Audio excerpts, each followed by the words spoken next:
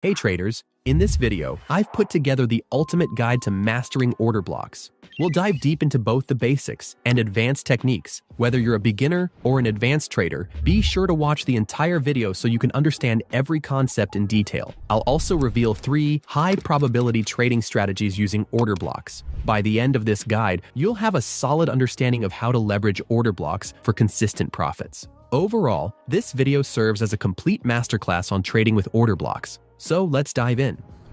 Here are the topics covered in this video. First, let's start by understanding what an order block is. An order block is a key area on the chart where significant amounts of capital have entered the market, typically by big banks or large institutions, often referred to as smart money. Since they trade with substantial capital, their actions usually cause noticeable price movements on the chart. So if you notice the price moving sharply from a specific area, like this one, it could indicate that smart money has taken a position. Large buy orders are needed to drive the price up this quickly. The initial area where these trades are executed is known as an order block. Order blocks can be of 2 types: bullish order blocks, which are caused by large buy orders, and bearish order blocks, which are caused by large sell orders. For this video, I'll color bullish order blocks as blue and bearish order blocks as purple. But of course, you can use any color you want. Once an order block is identified, it can provide potential trade opportunities, as the price tends to retest and bounce after hitting that area. For example, if you bought at the order block here, it would have resulted in some nice profits. Now, you might be asking yourself, isn't this the same as support and resistance? While both order blocks and support resistance are considered key levels, they are not the same, as there are major differences between them. First difference is how they form. Order blocks are formed based on significant price movement on a chart. For example, if the price moves significantly from an area, you can draw an order block. In contrast, support and resistance levels require prior rejections to form. For example, if the price once rejected this level here and another rejection happened here, then we can draw a support level. Second difference is how they are drawn on the chart. Order blocks are typically drawn as thick zones or areas, while support and resistance levels are usually drawn as lines. Even if they're drawn as zones, they're usually thin zones, not as thick as order blocks. Third difference is the number of retests. Order blocks are typically a one-time use, meaning if they are retraced once, they're done. You cannot use them multiple times. In contrast, support and resistance levels can be retraced multiple times. While order blocks and support resistance differ, they can be used together. For example, if an order block forms while the price is also at a resistance level, this is called a confluence. Finding this kind of setup is ideal, as the price has a higher chance of reacting to an area of confluence. Now, before we can trade using order blocks, we need to know how to correctly identify them. Remember, in our very first example, I mentioned that if the price moves significantly from a point, we could draw an order block. Well, it's not quite that simple. A significant price move doesn't automatically mean that an order block is present. There are specific rules that determine whether an order block is valid. So here are the 3 important rules for a valid order block. These are crucial, as you won't be able to trade the strategy if you don't get these down. Rule number 1. For a price to be classified as an order block, it must create some sort of gap afterward. This gap is what people refer to as inefficiency or imbalance. So, anytime you hear these terms, it simply means gap. Let's see an example so you can understand better. Here we have 2 similar price movements.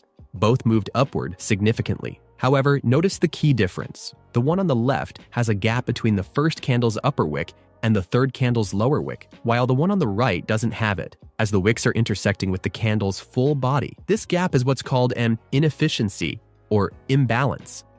So, even though both setups show significant upward movement, only the left one counts as a valid order block because there's inefficiency. To draw the order block, take the first candle before the inefficiency and draw a rectangle over the full candle from the top wick to the bottom wick. Rule number 2. An order block needs to be unmitigated. Order blocks are generally a one-time use. If the price touches an order block, it's no longer considered valid, meaning it can't be tested or retraced. For example, let's say you spot a gap or inefficiency in the price, so you draw an order block. If you see the price, or even just a wick, touching that order block, it means the order block is no longer valid because it has now been tested. While there are strategies to reuse a tested order block, I'll cover that later in the video. But for now, just remember that an order block is generally a one-time use. Rule number 3. The most important rule is that an order block must lead to a break of structure. or a change of character afterward. Now, for those of you who might not be familiar with these terms, I'll give a quick recap, but if you already know what they mean, feel free to skip ahead to the timestamp displayed on the screen. So basically, we know that markets have trends, uptrends and downtrends.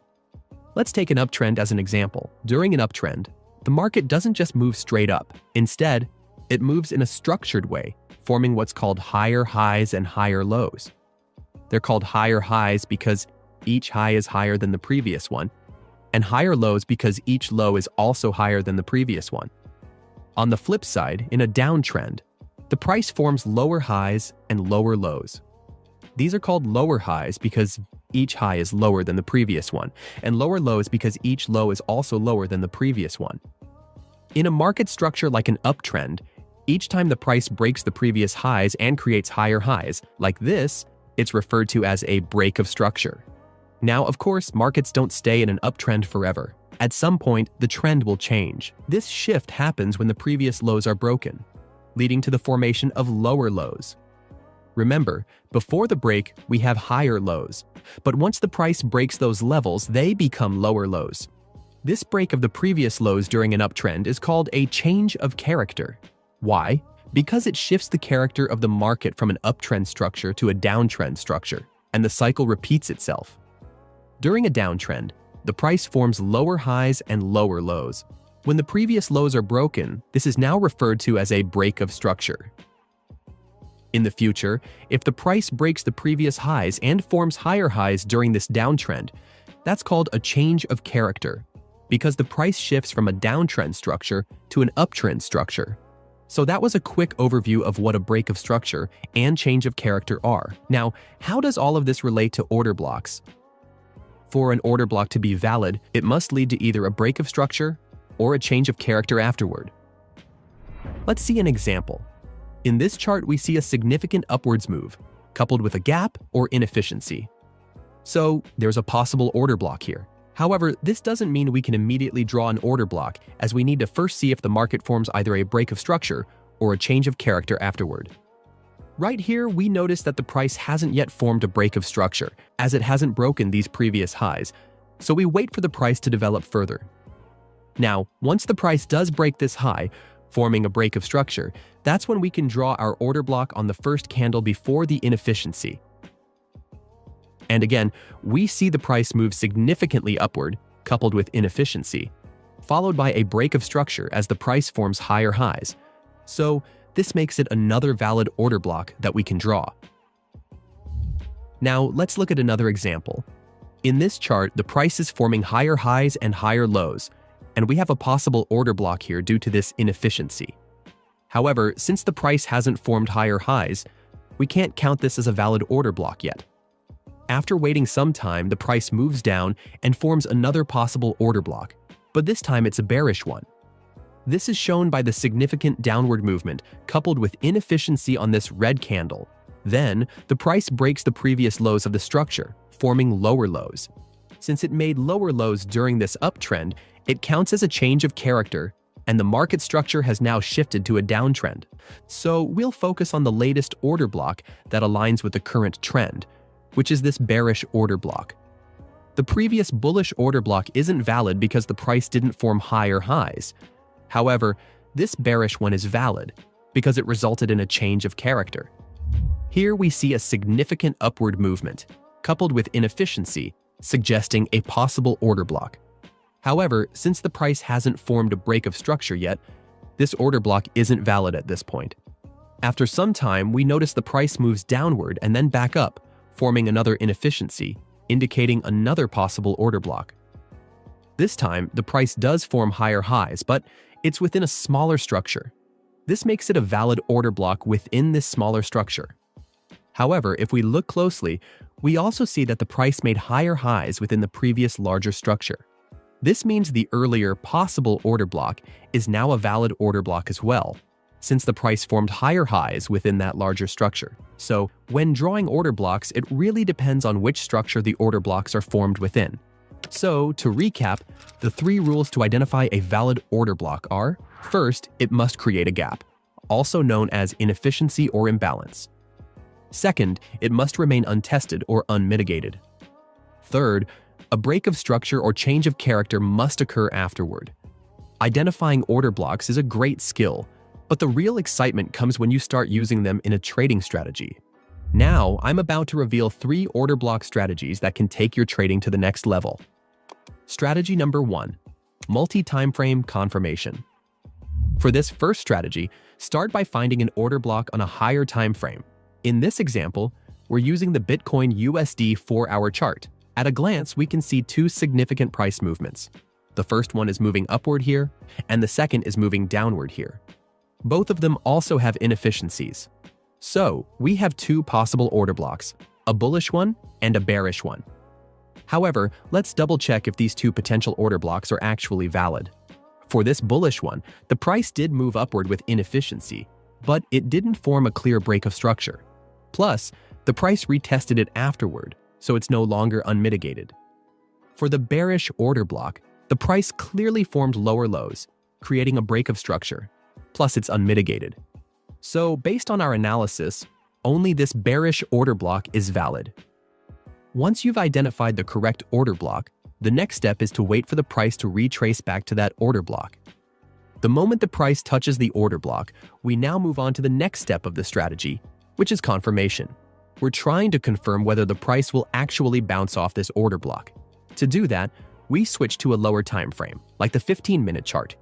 On the 15-minute chart, we're looking for any signs of bearish momentum to prove that the price will reverse from this order block. You can use any type of confirmation tools, whether it be an indicator like the MACD, finding a bearish candlestick pattern, or spotting a change in market structure. Basically, anything that confirms that the price is likely reversing from this level. Now, my favorite confirmation tool is the bearish engulfing candlestick pattern, as it's simple yet effective for giving early signals.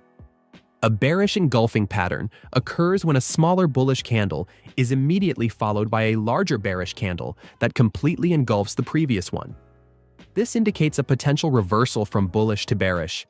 Once you spot it, you can open a sell position right after the pattern has formed. Then, place your stop loss slightly above the order block and set your take profit at 2x the size of your stop loss. As you can see, this strategy can lead to some solid profits. Here's a cheat sheet that you can use when trading on multiple time frames. If your high time frame is the weekly, use the 4-hour as your low time frame. If your high time frame is the daily, use the 1-hour as your low time frame. If your high time frame is the 4-hour, use the 15-minute as your low time frame. If your high time frame is the 1-hour, use the 5-minute as your low time frame. And that's all you need for strategy number 1. But before we continue, I want to talk about something that can help you trade these strategies more effectively. Simple FX. Simple FX is a free trading platform that offers all the stocks, crypto, commodities, and indices you could ever want to trade. From Bitcoin to the S&P 500 to even Nvidia stock, Simple FX has it all. What's even better is that they come with a built-in trading view chart, which means you can analyze your trades and execute them all in one place. No need to switch between platforms. Simple FX allows you to deposit using more than 70 different payment methods, making it incredibly easy to get your money onto the platform and start trading. And here's the best part. To thank my viewers, they're offering a $40 deposit bonus if you deposit at least $100. So when you put $100 on the platform, Simple FX will give you an extra $40 to trade with. Give it a try. I think you'll love it. Strategy number 2, inducement traps. An inducement trap is a specific setup that involves a minor key level forming near a major order block. Take this example. We have a major order block forming below and a minor key level forming above it due to multiple rejections. This minor key level is also referred to as an inducement. The strategy is called an inducement trap because in many cases, the price will break this minor key level only to retrace to the major order block before reversing back up. Traders who bought at this seemingly obvious key level, expecting a bounce, would often get stopped out instead. So, if you spot a setup where there's a minor key level sitting above a major order block, you can queue a buy order in the middle of that major order block. This way, your buy order only gets triggered if the price touches the order block, offering you a high reward trade. But if the price doesn't reach the order block, that's perfectly fine because no position was opened.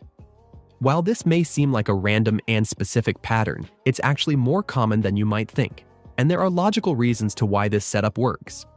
First, let's understand that large institutions want to enter the market at an ideal price, but due to their massive capital, they can't do so without moving the price.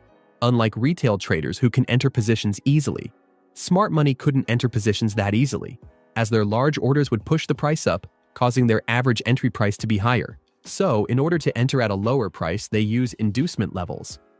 After entering the market and forming an order block, they push the price back down to that order block by trapping traders who bought at inducement levels expecting a bounce. This is effective because traders often place stop losses just below key levels, meaning just a little bit of selling pressure could trigger these stop losses, which in turn leads to more selling. This allows smart money, which entered at the previous order block, to re-enter at that price, driving the price back up. So that's the basic logic behind why this pattern works. Now, let's look at a real example. In this chart, the price moves significantly upwards with an inefficiency, followed by a break of structure, making this a valid order block. After this upward movement, we identified an inducement zone as the price formed multiple rejections at this support level. Now, because we have a setup where there's a major order block below and a minor support level near it, this could be a potential inducement trap. This means the price could break the minor support level and retest the order block. So, we place a limit buy order in the middle of the order block and wait. As you can see, the price moved downward, broke the inducement level, and triggered our buy order at the order block. After the order is triggered, we place a stop loss just below the order block and set our take profit at 2 to 3 times the size of the stop loss. You could also target the inducement zone as your take profit. As you can see, this trade turned out to be profitable. Strategy number 3, breaker blocks. In the very first part of the video, I mentioned that order blocks are typically a one-time use, but there's actually a way to take advantage of order blocks that have been broken. This strategy is called breaker blocks. What is a breaker block? A breaker block is a previously valid order block that has been broken. Once an order block is broken, the price may retrace back to that level, and it can act as a potential resistance level, where the price may reject this level. This gives us an opportunity to short at the breaker block. Keep in mind that breaker blocks are typically one-time use. After the price breaks and retests the level, their effectiveness is usually done. Let's break down this chart example. In this chart, we can see the price move significantly upward, paired with inefficiency. We also see the price made higher highs here, so we can draw an order block at this candle. But then, the price moved downward and actually broke the order block. This move also created a change of character as the price broke below the previous lows, indicating that the trend has shifted from bullish to bearish. Now, as the price retraces back toward the previous order block, it can now act as a potential resistance zone. This is a prime area to open a short position. Then, place your stop loss slightly above the breaker block and set your take profit at 2 times the size of the stop loss.